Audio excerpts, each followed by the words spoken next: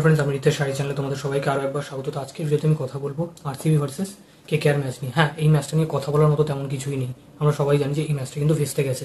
তো এই ম্যাচের ভেস্তে যাওয়ার ফলে যে ক্রিয়েট হয়েছে পসিবিলিটিসগুলো, সেগুলো কী কী সেই নিয়ে আমি আজকে ভিডিওতে বিস্তারিতভাবে আলোচনা করবো। তো চলো ভিডিও শুরু করে। সবার প্রথমে যদি বলি, এই ম্যাচটা সব থেকে বেশি এফেক্ট পড়েছে কলকাতা নাইট রাইডার্সের উপর। কারণ কলকাতা নাইট রাইডার্সের মাত্র দুটো ম্যাচই বাকি ছিল এবং দুটোর মধ্যে দুটো ম্যাচই যদি তারা জিততে পারতো তাহলে কিন্তু কোয়ালিফাই করতে পারতো কোয়ালিফায়ারের জন্য। বাট সেটা সম্ভব হয়নি, ম্যাচটাই ভেস্তে গেল।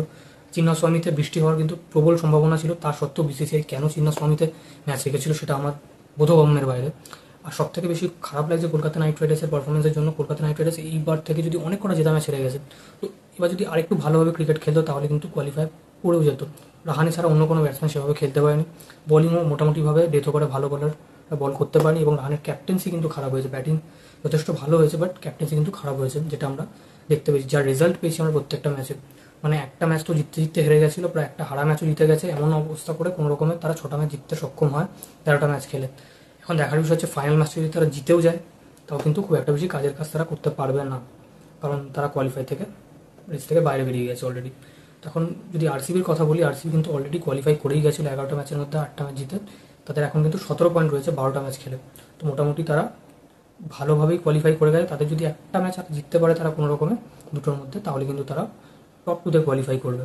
আর অন্যদিকে কলকাতা নাইট রাইডার্স এবার পুরোপুরিভাবে এলিমিনেট হয়ে গেল। তো কলকাতা নাইট রাইডার্স টাটা, এবার পরের সিজনের জন্য নতুন করে আবার টিম হয়তো বানানো হবে।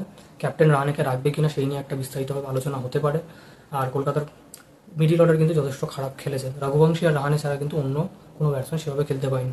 রিঙ্কু সিংকে যেই ফর্মে আমরা আগের 2 বছর দেখেছিলাম সেই ফর্ম কিন্তু তিনি দেখাতে পারেনি। অন্যদিকে রাসেলও কিন্তু খুব ভালো ক্রিকেট খেলতে পারেনি। তো এটার জন্যই এটাই বলার যে কলকাতা নাইট রাইডার্সকে কিন্তু এবার ভাবতে হবে পরের সিজনের জন্য। অন্যদিকে আরসিবির কথা যদি বলি, আরসিবিতে টিম যথেষ্ট ভালো আছে। হ্যাজেলউড কিন্তু খেলবে, যেটা অনেকদিন ধরেই অনিশ্চয়তার মধ্যে ছিল ফ্যান্সরা যে হ্যাজেলউড খেলবে কি খেলবে না। কারণ আইপিএল এক সপ্তাহ পিছিয়ে যাওয়ার ফলে কিন্তু অনেক বিদেশি প্লেয়ারই বাইরে বেরিয়ে যাচ্ছে নিজের দেশের হয়ে খেলার জন্য, ন্যাশনাল ডিউটি পালন করার জন্য। বাট হ্যাজেলউড কিন্তু খেলবে, এটা সব থেকে বড় সুখবর আরসিবির জন্য। আর আরসিবি এবার জিতার কিন্তু প্রবল একটা সম্ভাবনা রয়েছে। আর আমি মনে করি যে আরসিবি হয়তো এবছর কাপটা নেবে, আইপিএলটা নেবে এবং আইপিএলটা পাবে।